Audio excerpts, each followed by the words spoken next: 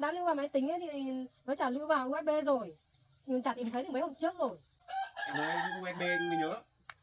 Hình như là ở đây anh có lưu vào cái USB chứa file công việc của anh sao ấy. Cái này quan trọng thế mà em bảo không tìm là không tìm kiểu gì được. À, chị Nhật đấy, em có tin vui cho chị này. Hôm nay em về em cũng may quá tìm thấy cái USB mà em lưu trữ cái file tài liệu đấy rồi. Hôm trước anh thấy em sốt sắng lo cho anh lắm mà. Bây giờ mọi chuyện đã được giải quyết rồi. Yên tâm đi.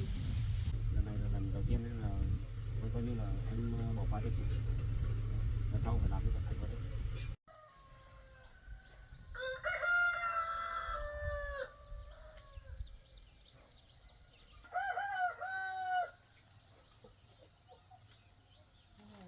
Ở đây là 10 cái vòng bi là 10 mét. À, cái vật liệu đợt họ lấy về đầy đủ hết chưa cô Vân? Vật liệu lấy về đầy đủ anh ạ.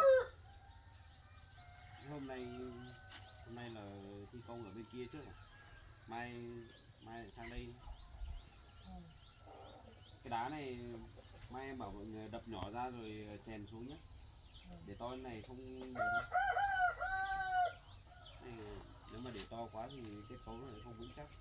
Để đập nhỏ nhỏ nó mới chèn vào mới hết các khe đấy. Bà cô Nhật hôm nay anh cho nghỉ rồi à? Không thấy đến nhỉ? Cô Nhật á? Chị Nhật chắc là hôm nay đi làm đấy em ạ. Em tưởng là anh cho nghỉ rồi. Hôm trước thì anh bảo chị Nhật hôm nay đi làm rồi. Chắc chị chưa đến. Em tưởng anh cho cái cô Nhật đấy nghỉ rồi, hay là anh không nỡ cho cô ấy nghỉ? Cái này thì anh cũng chưa ấy thôi. Bây giờ mọi chuyện cũng còn chưa xong mà. Mà chuyện đấy là chuyện lớn mà, có phải chuyện nhỏ đâu. Hay là cho cô ấy nghỉ, anh không được gặp cô ấy nên là anh muốn giữ lại. Em lại nói thế rồi. Em lúc nào cũng nghĩ xấu về người ta như thế. Xong rồi lúc nào cũng muốn chị Nhật nghỉ việc là như nào. Anh có nghĩ xấu đâu. Ai làm cái gì thì phải nhận lấy hậu quả chứ. Anh đã nói rồi, em lúc nào ghen tị với người khác. Em không thể bỏ cái tính đấy đi được à? Em có ghen tị đâu. Em cần gì phải ghen tị. Em không ghen, anh cũng là chồng tương lai mà. Em cần gì em ghen. Anh đã bảo rồi, anh với em không có lời gì cả. Em cứ lúc nào em cũng bảo là chồng tương lai, vợ tương lai gì. Anh với em đâu có gì đâu. Có gì hay không có gì thì anh về hỏi bố anh là biết. Chuyện đấy anh không muốn nhắc đến nữa. Em đừng nói nữa được. Bây giờ tập trung vào công việc đây này. Cái Em chỗ đang này, tập trung đây. cái chỗ này lúc trước đào em đã đo đạc lại chưa? Có đầy đủ kích thước như bản kế hoạch không? Vâng, em đo đạc rồi. Chỗ này Cái sâu này sâu bao nhiêu mét? chiều sâu là 3 mét, sâu là chiều rộng thì cũng 3 mét. Chiều rộng mặt cống này này.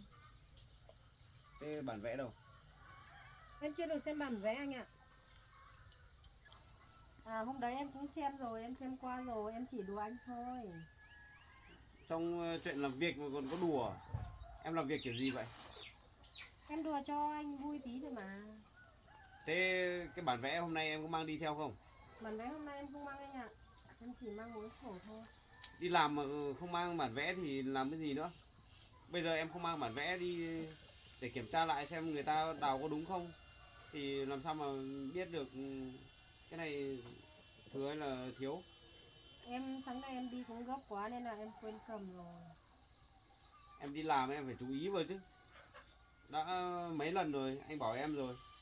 Lúc thì quên cái nọ, lúc thì quên cái kia. Trước kia thì quên cái thước. Thước đi làm thì không mang. Xong rồi lấy cây về đo. Xong đợt đấy còn sai cả ấy kìa, kích thước kia kìa. Em không nhớ à? Em có mỗi một lần sai thôi mà anh cứ nhắc đi nhắc lại nhỉ. Anh cứ bắt lỗi em. Còn cái cô Nhật kia việc to tát, việc lớn thế mà anh có nhắc đến đâu, như kiểu không có gì ấy. Anh đã bảo cái chuyện này khác. Bây giờ em đi làm em cứ suốt ngày quên đồ như thế thì làm sao mà làm được việc. Không phải là lần một lần hai đâu. Đây không biết bao nhiêu lần rồi. Quên cái nọ đến cái kia. Bây giờ quên bản vẽ thì đến đây em làm sao mà biết bảo người ta làm. Nhưng mà hôm nọ thì em cũng xem rồi, xong rồi cho mọi người đào. Nhưng mà em xem xong em có nhớ được hết không hay là chỉ nhớ một hai chỗ? Vâng, lần sau em sẽ cố gắng mang đầy đủ, em không quên nữa. Đi làm như vậy mà chấp nhận được à? Cứ suốt ngày toàn lấy lý do gì xong là quên cái nọ quên cái kia.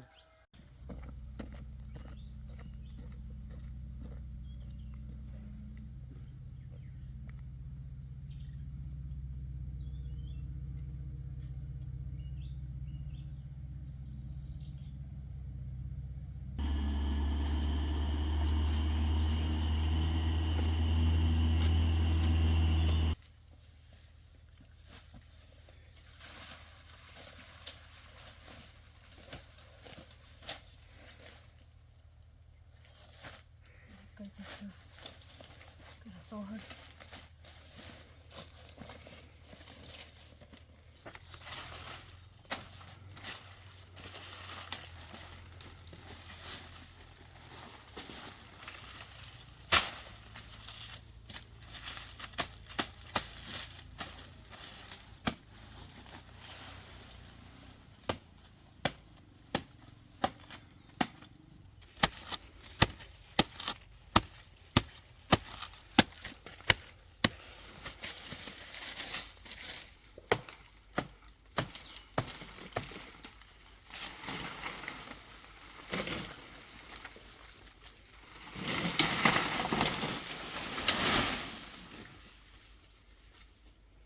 Cây nữa. Một cây đi trước. Cái hiện là rồi đấy.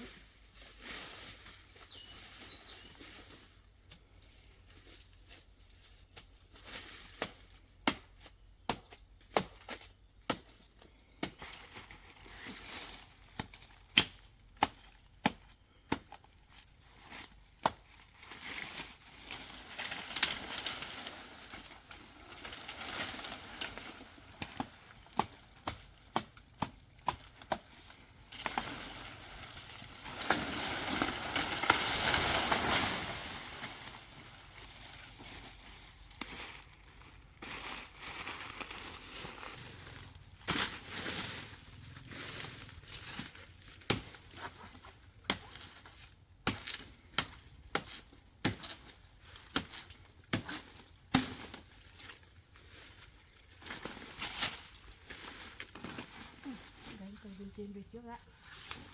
Đây này đúng không? Đây hết ở đây đấy.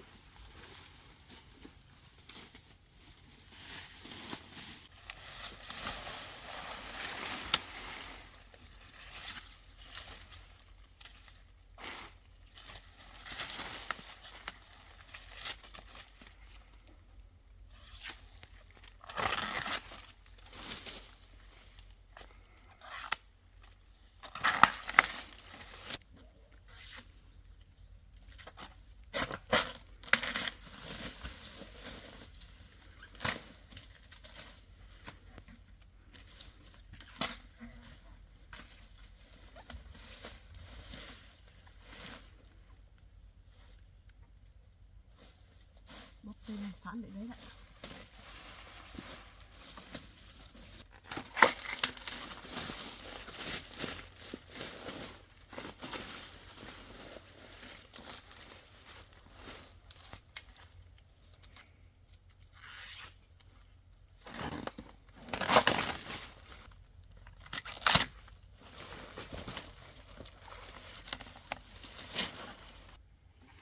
Đây này để đây.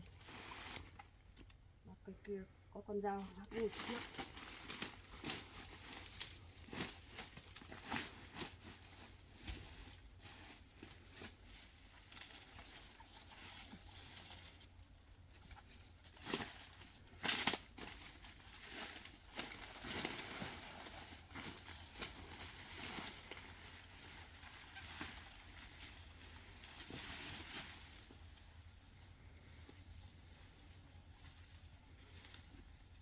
Hôm nay anh có mang bảng vẽ không cho em mượn nào?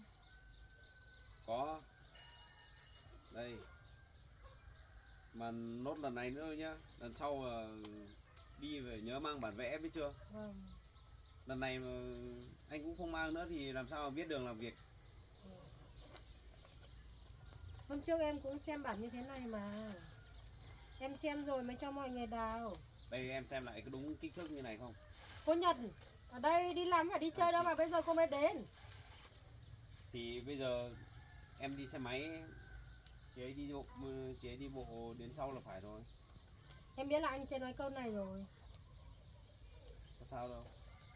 Cô ấy đi muộn một tí không sao đâu. Cô ấy thì mắc lỗi một tí không sao đâu. Còn em thì anh xoay từng tí một. Anh đâu có soi đâu.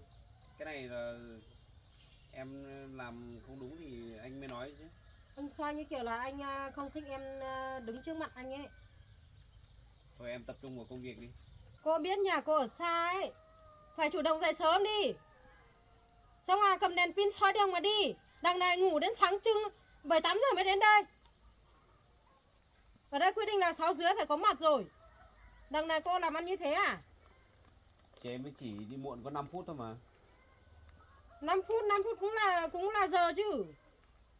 Bây giờ chị ấy đi bộ thì phải thông cảm cho chị ấy chứ. Đâu có phải là có xe đi như em đâu. Như em nói ấy, biết là đi bộ rồi, đi xa rồi, mình phải chủ động dậy sớm đi. Từ lúc mặt trời chưa rơi, chưa lên đây. Có phải là bằng giờ người ta đi xe khác chứ. Bây giờ đi bộ thì mệt thì cũng phải nghỉ chứ. Đâu phải tính toán chuẩn 100% được. Anh thì có cái gì bênh chằm chạp ấy, cứ bênh chỉ nhật chằm chạp luôn. Mọi lần chị ấy đi sớm hàng nửa tiếng chả thấy ai khen gì, chả thấy em khen. Chị ấy đi muộn có 5 phút thôi mà em cứ nói chị ấy như thế. Em vẫn khen mà, mỗi hôm thấy cô Nhật đi sớm thì em chả khen. Anh thấy chị Nhật một tháng chắc 1-2 tháng mới đi muộn có một lần thôi. Em thì suốt ngày em đi muộn, còn quay ra nói người ta nữa.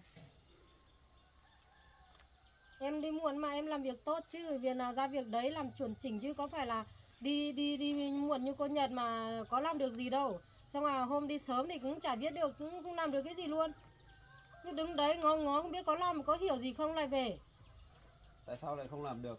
Anh bảo chị Nhật đến trước để kiểm kê lại cái vật liệu để cho mọi người chuẩn bị vào làm đấy. Không phải là đến chơi đâu. Em không biết thì em đừng có nói lung tung. Kiểm kê vật liệu gì? Lúc thì mất cái này, lúc thì mất cái kia có mà kiểm. Anh đã nói rồi, cái đấy là không may bị người ta lấy cắp thôi. Nhưng mà mình cũng đã bắt được hết hung thủ, sau đó là cũng mua lại đồ về trả lại cho công trình ở đây. Sao em cứ lôi cái chuyện này ra nói mãi thế? Em chỉ nói thế thôi, em có lôi ra nói đâu. Thì em thấy anh bênh cô ấy thì em nói thế thôi. Anh không bênh ai cả. Cái này anh chỉ nói sự thật thôi, cái nào đúng thì anh nói, cái sai thì anh phê phán thôi.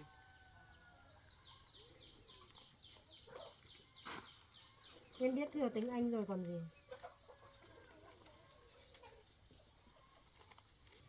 Chị Nhật ạ, em đã bảo rồi, bây giờ chị cứ đi làm bình thường thôi, không phải suy nghĩ nhiều đâu. Hôm nay thì chị lấy sổ sách chỗ cô Vân đi kiểm kê lại cái vật liệu này cho em trước đấy nhé. Để em gọi để xem thiếu bao nhiêu để em còn gọi thêm. Cống này em cũng đang trở về rồi đấy. Đấy, xi măng, cát, sỏi xem tất cả ở đây bây giờ còn khoảng bao nhiêu nữa. Nếu mà đủ thì thôi, còn thiếu thì còn lấy thêm về. Nếu không là gián đoạn thi công đấy. Mà sổ sách thì anh tự đưa cho cô Nhật chứ sao lại lấy của em. Tại vì hôm trước chị Nhật chỉ đấy là em kiểm kê thay cho chị Nhật rồi, để xem số liệu có khớp nhau không chứ. Em tưởng hai người trao đổi bí mật được chứ. Đằng này vẫn thông qua em cơ à? Lại trao đổi bí mật gì nữa? Em lại bắt đầu nói xỏ nói xiên người khác rồi đấy. Em có xỏ xiên gì đâu, em thấy hai người là có những cái chuyện mà em chưa biết mà hai người đã biết hết, biết trước rồi em. Còn thấy bất ngờ thấy bây giờ thì có mỗi cái sổ sách một ít hồ sơ mà còn phải về lấy từ chỗ em. Thôi không nói nhiều nữa, em lấy cái quyển sổ hôm qua em ghi chép số liệu đấy đưa cho chị Nhật đi để chị ấy còn khớp sổ. Nhanh lên. Em có phải làm việc cho chị ấy đâu. Nhưng mà bây giờ anh bảo em làm cơ mà. Là bảo cô ấy đi đo lại. Cô ấy khác đi khảo sát lại. Cái giấy tờ hôm nọ chị làm hỏng đấy à chị? Cái đấy thì bây giờ em hiện tại cũng là chưa tìm thấy chị ạ. Nên để em vẫn rất là đau đầu. Cũng không biết làm thế nào nữa. Tìm cái gì hả anh? Cái giấy tờ mà hôm nọ anh đưa cho chị Nhật mới làm rách đấy. Thì bây giờ còn tìm gì nữa, rách rồi thì thôi. Mà cái máy chủ kia cũng hỏng rồi thì bây giờ ra đâu mà tìm nữa. Thế mới khó chứ. Bây giờ có mỗi cái máy của chị ấy cũng hỏng nữa. Không biết là phải làm thế nào đây. Hôm đấy thì chị Hoa ở văn phòng gửi cái file đấy cho em thì em cũng không nhớ là mình có được lưu vào đâu không. Tại vì hôm trước về em cũng tìm khắp lục hết máy tính nhưng mà cũng không thấy cái file đấy. Giờ cũng không nhớ là có được lưu ở chỗ nào khác không nữa. Hay là mình xóa đi rồi nhỉ? Nếu mà anh đã lưu vào máy tính ấy thì nó chả lưu vào USB rồi. Thì mình chả tìm thấy từ mấy hôm trước rồi. Em nói những USB anh mới nhớ. Hình như là đợt đấy anh có lưu vào cái USB chứa file công việc của anh sao ấy. Không biết có phải không nhỉ? Hình như là anh có được lưu đấy. Thế thì hay là bây giờ anh chạy về xem đã, về kiểm tra lại xem đã. Anh về làm gì nữa, kể đi, cái nào mất rồi thì thôi không tìm nữa. Cái này quan trọng thế mà em bảo không tìm là không tìm kiểu gì được. Tại hôm nọ em cứ tưởng là không lưu vào đâu ấy, em đi về tìm khắp máy tính, tìm cả thùng rác các thứ nhưng mà không thấy. Cùng lắm là anh đi xin lại văn bản xong làm lại thôi. Tầm 1 tuần 1 tháng là được thôi mà. Nhưng mà mất thời gian với cả mất thêm chi phí các thứ nữa. Không Làm cũng đâu phải dễ thì đâu em. không thì cái người nào mà không làm được trách nhiệm thì nghỉ việc đi, đỡ phải đau đầu. Thôi bây giờ hai chị em ở đây nhé. Chị cứ kiểm kê vật liệu các thứ đi, em chạy về xem cái file đấy xem có thấy không. Em về tìm lại cái USB xem đã. Chị Vân, cô Vân nhé. Cô với chị Nhật, cô giúp chị Nhật kiểm tra lại đi. Xong rồi lấy số liệu cho chị Nhật ấy, cấp sổ với cái số liệu hôm trước của cô đi. Nhé. Thôi em về đây. Đấy, cô thấy tại cô mà anh Bùi vất vả như nào không? Chạy lên chạy xuống, chạy đôn chạy ráo mà còn chưa làm, chưa tìm được đấy. Bao nhiêu việc, bao nhiêu thứ bỏ dở đây này. Làm việc không làm cẩn thận, cứ làm mất cái này làm hỏng cái kia.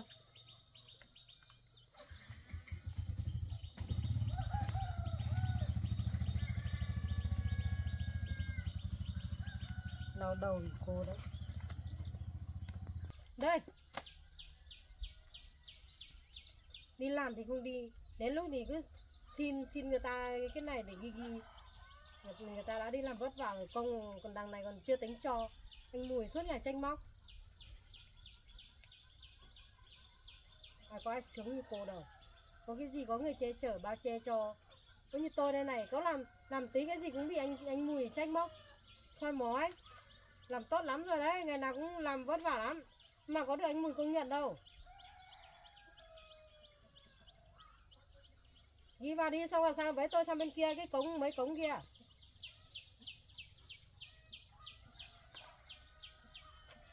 Đi.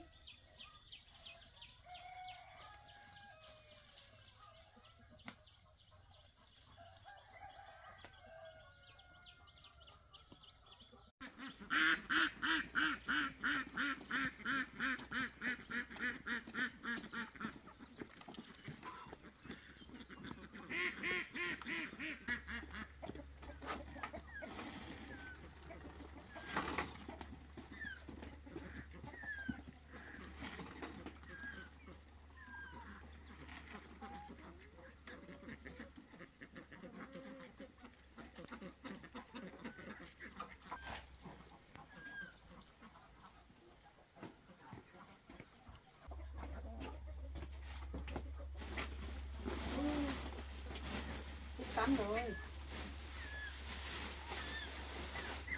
Đó, cái gì vị muối. Đi lấy một bao cái nữa cũng được. Vui đấy.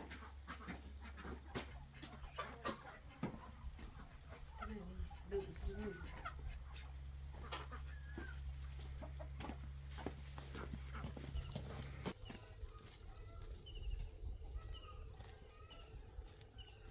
Cô ấy đi làm việc như kiểu đi chơi ấy, làm cả ba làm đằng đằng mà vẫn được việc, vẫn được sếp công nhận.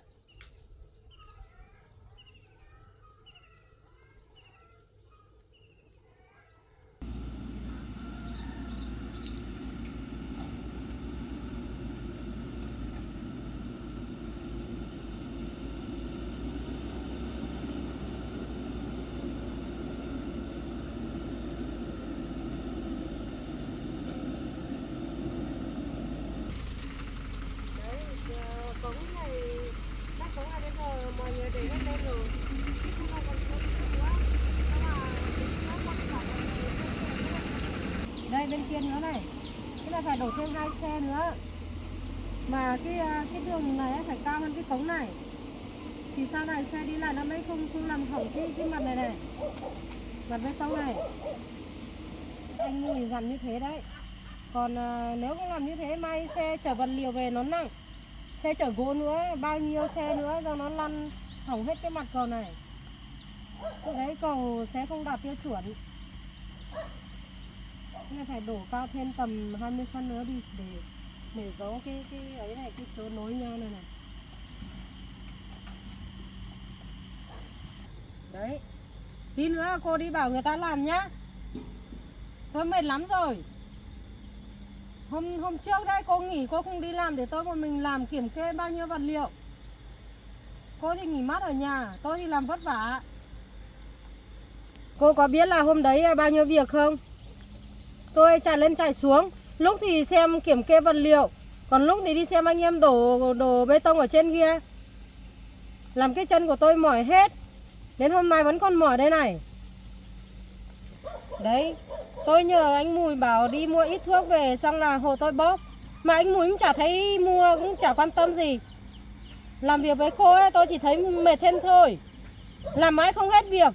Nhưng trước đây tôi chỉ ngồi ở nhà thôi, alo anh em khác tự làm. Tôi có phải đứng đi ra đường nắng nôi như thế này đâu.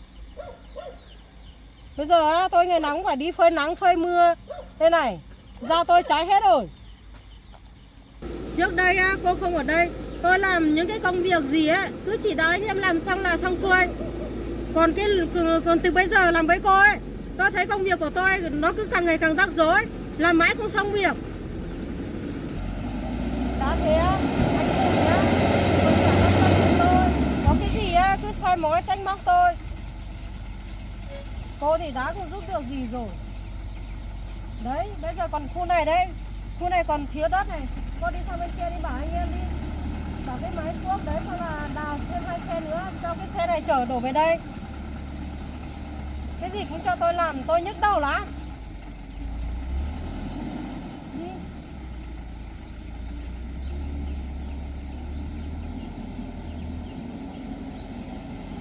Tôi chỉ mong sao anh Mùi không tìm thấy cái file tài liệu đấy để cô nghỉ việc luôn đi, cho đỡ phải nhức đầu.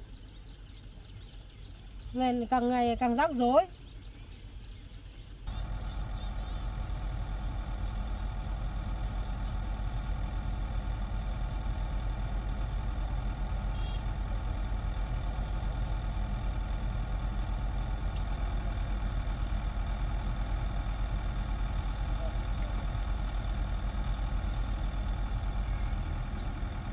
Thế tôi bảo cô bảo cái xe đấy chở 2 xe ra kia đổ cái mặt cầu kia, cô bảo chưa? Làm việc phải nhanh nhẹn như thế xem nào.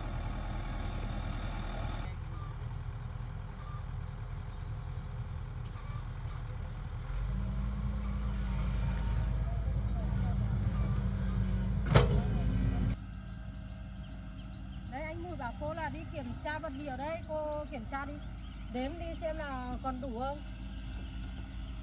Xong là cái bên này nữa, Cát sỏi đây cũng phải vận chuyển đi ra chỗ khác để cho máy người ta đào.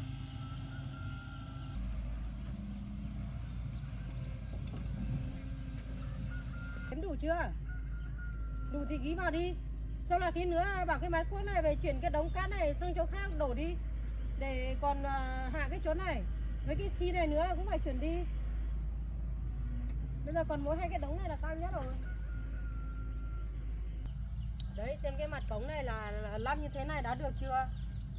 Xong rồi là ghi vào là đánh dấu là đủ là được hay chưa được này. Xong về báo cáo với anh Mùi nữa. Còn cái khu đất bên này cũng cao nữa này. Xe ô tô máy cuốc này để không. Cô đi bảo họ về xúc đi. Bảo họ về làm việc đi, không cứ để như thế này sao được. Hàng tháng thì vẫn phải trả lương cho.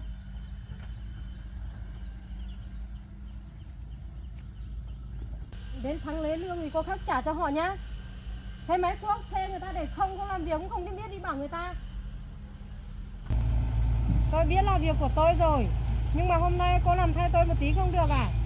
Mấy hôm cô nghỉ tôi làm việc của cô đây. Tôi có sao đó tính toán như cô đâu. Đấy, cô đi bảo người ta đi. Bảo mấy anh em bảo là ủi đất xong là đào đất cho nó bù hết cái chỗ nào lồi lõm đi. Cái khu này cũng vẫn phải đổ lên này. Nhưng mà ở đây thì nữa phải xây. Sao không quen? Đấy, mấy anh em lái xe họ hiền thôi mà. Có gì mà sợ. Cô đi ra đấy cô cứ bảo là tôi bảo cô đi. Tôi chỉ đạo cho cô. Thôi mệt lắm rồi, cô đi bảo người ta đi. Tôi ngồi đây nghỉ. Đi bảo đi, có gì khó đâu. Cứ bảo là họ biết làm thôi mà.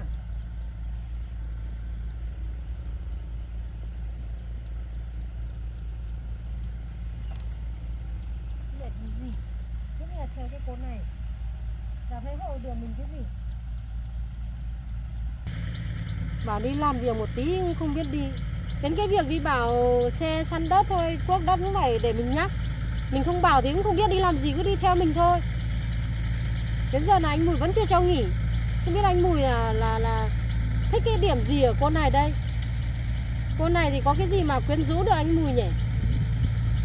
Mình xinh đẹp tài giỏi như thế còn chưa được ưu ái như thế. Cái cô này thì có cái gì nổi bật đâu. Câm thì câm. Đi lại thì như kiểu không có sức ấy. Được mỗi cái nhan sắc thôi. Mà anh Mùi á cứ mê mệt. Cứ đi bảo vệ đi theo chăm sóc cô này. Làm mình tức thật. Đuổi việc hẳn cô ta đi. Để mình thay thế cái vị trí đấy luôn. Mình còn kiêm được cả cái vị trí này mà. Có cái gì không làm được. Mà anh Mùi đi về có tìm file về cái tài liệu ấy. Không biết có tìm thấy không. Mình chỉ mong anh Mùi không tìm thấy thôi. Để mình có cái cớ để bảo anh ấy đuổi việc cái cô này đi. Chứ ngày nào cũng đi theo mình, đi theo anh Mùi. Tí tẩn nhìn bực cả mình. Nhìn đã thấy ghét rồi. Đằng này thì đang có những cái liên quan đến mấy cái giấy tờ này. Chắc mình phải mượn cớ để bảo anh Mùi đuổi đi, đuổi nhanh đi. Cho khuôn mắt. Mà cái anh Mùi này nữa. Sáng nay đến đây có một tí thôi mình còn chưa kịp nhìn mặt. Mà đã lại về rồi. Nhớ anh Mùi thật đấy. Cái gì nữa? Cô đi bảo người ta chưa? Bảo anh em làm ở kia chưa? Săn đất rồi cuốc đất chưa?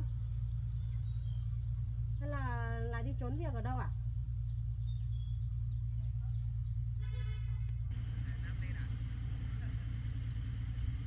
Cái gì đấy?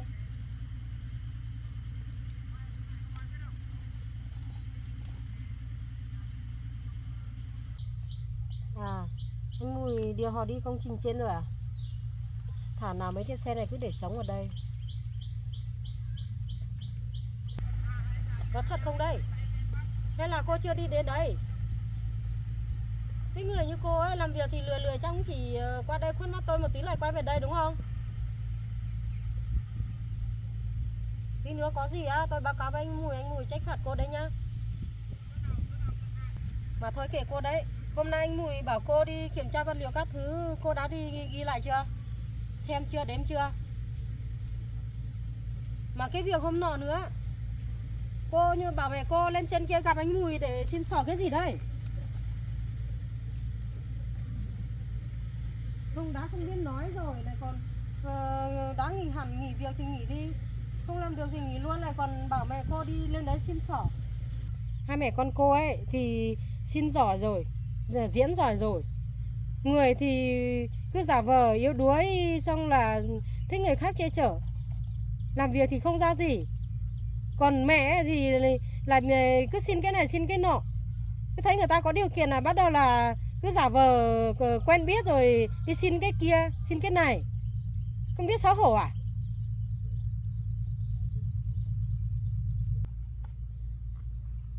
Hai mẹ con cô đúng là không biết xấu hổ. Cứ như tôi đây này, có dám xin ai cái gì đâu, từ bé đến giờ tự vươn lên, có cái gì khó khăn mình tự giải quyết. Sao không biết? Cô thì quá biết đấy chứ. Cô thì phải bảo mẹ cô thì mẹ cô mới biết đi chứ. Mẹ cô đã đến đấy bao giờ đâu, chẳng nhẽ từ một đường đi à? Đấy, hôm đấy còn bảo tôi đưa đi nữa cơ. Tôi thì bao việc chứ, có phải rảnh đâu mà có thời gian đưa mẹ cô lên. Mà lúc sau vẫn thấy bà ấy vẫn bỏ đến đấy, công nhận giỏi thật. Bảo mẹ cô ấy, bớt xen vào chuyện riêng tư đi, chuyện cá nhân đi. Cô thì cũng lớn rồi, có phải trẻ con nữa đâu, cái gì cũng đi mách mẹ. Tôi nghĩ là mẹ cô cũng đau đầu vì cái đứa con gái như cô đấy. Không biết là hai mẹ con cô ấy mà mồi kiểu gì mà dụ dỗ được anh Mùi của tôi. Chắc không phải bày trò nhiều lắm nhỉ?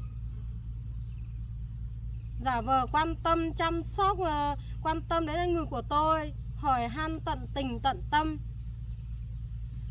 Cứ như tôi đây này, thẳng thắn có cái gì nói đấy, đỡ phải phức tạp cứ giả vờ làm cái gì cho nó mệt. Tôi thấy thương anh Mùi của tôi đấy, không biết gì cứ bị hai người dụ dỗ rồi.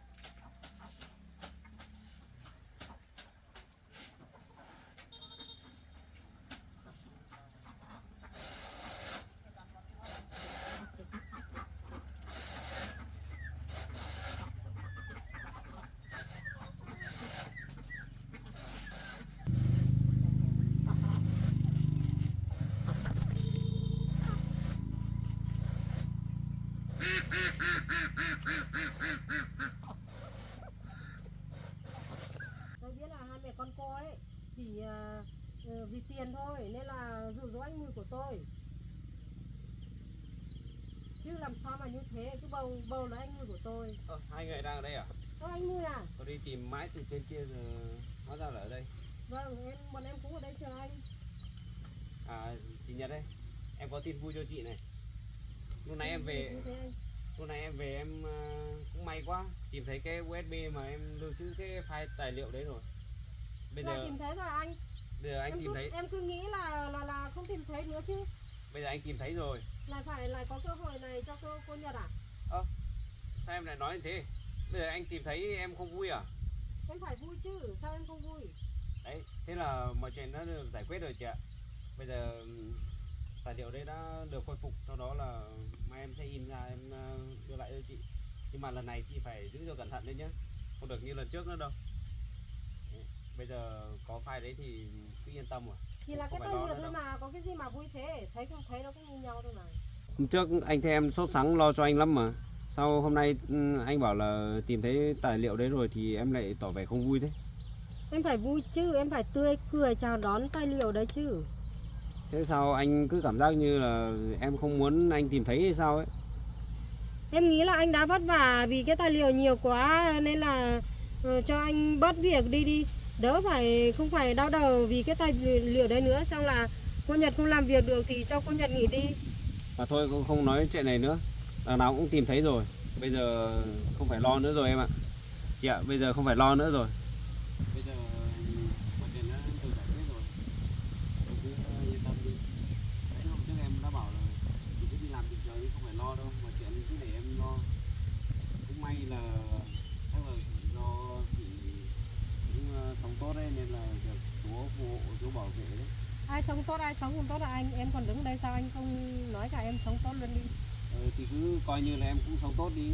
Coi như thế, hai người có cái gì mà vui thế? Em thấy bình thường mà, thấy không thấy nó cũng như nhau thôi, có cái gì mà vui hớn hở thế? Phải vui chứ, chuyện này rất là lớn, tại sao lại không vui? Bây Nhưng giờ có tài liệu này thì có tài liệu khác mà, có gì đâu mà phải tốn công vô sức để đi vào đấy khôi phục thế. bây giờ nếu mà không tìm được thì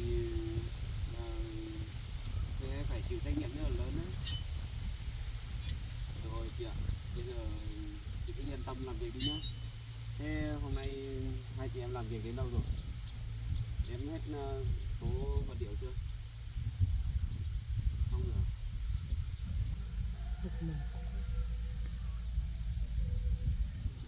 Em làm sao đấy? Em cứ tưởng là cô Nhật mất việc rồi chứ, là tìm thấy rồi à? Em nói chuyện kiểu gì ấy nhỉ? Em mong chị Nhật nghỉ việc lắm à? Đâu em có mong đâu, em chỉ nói thế thôi. Sao lúc nào anh cũng thấy em bảo là muốn chị Nhật nghỉ việc như vậy? Thì em thấy cô Nhật không làm tốt thì nghỉ là đúng rồi, giữ lại làm gì? Chị Nhật ấy, anh thấy làm bình thường mà chả có gì là không tốt cả. Chỉ có em nghĩ xấu cho người khác thôi. Em thấy anh là hơi tốn sức vì cô Nhật đấy. Em lại rồi đấy. Anh nên bớt lại đi. Thôi bây giờ chuyện này không nói nữa. Mọi chuyện đã giải quyết được rồi. Giấy tờ cũng đã tìm lại được rồi. Thì lần sau nếu mà em có giao giấy tờ gì quan trọng cho chị đấy thì chị phải giữ cẩn thận nhé, không được làm như thế nữa đâu. Cái này là lần đầu tiên nên là tôi coi như là em bỏ qua cho chị. Lần sau phải làm như cẩn thận vào đấy.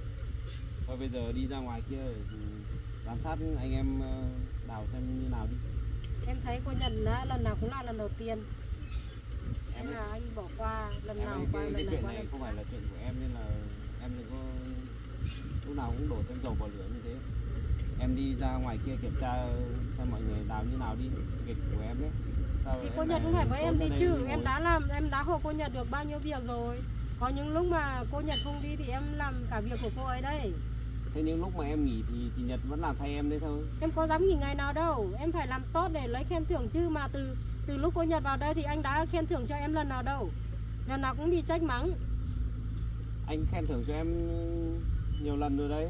Nếu mà em làm tốt thì anh vẫn khen thưởng bình thường, nhưng mà Đấy là trước đây thôi. nhưng mà dạo gần đây em làm không tốt thì lấy đâu ra khen thưởng nữa. Thôi em đi ra ngoài kia đi kiểm tra mọi người làm đi, việc của em đấy. Em thấy cái cô Nhật này toàn rồi làm em rối tung rối bời lên, bao nhiêu công việc cũng chả đâu vào đâu. Đi kiểm tra mọi người làm đi, không đứng đây nữa. Cô Nhật cũng phải đi theo tôi chứ, cứ đứng ở đây à, anh nữa. Thôi được rồi.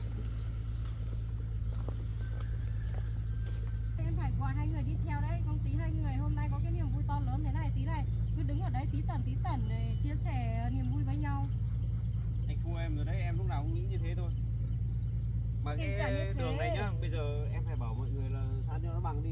Cái chỗ cống ấy kìa, vừa mới lắp vào kìa vẫn còn thấp đấy. Từ đấy phải cho lên cao tầm khoảng 40 phân nữa, nó mới bằng với cái mặt trên này được. Đấy, cả bên này hạ xuống một tí nữa. Sau đó đào cái lòng trong mặt đường nhé, như kiểu đường ở bên ngoài kia kìa.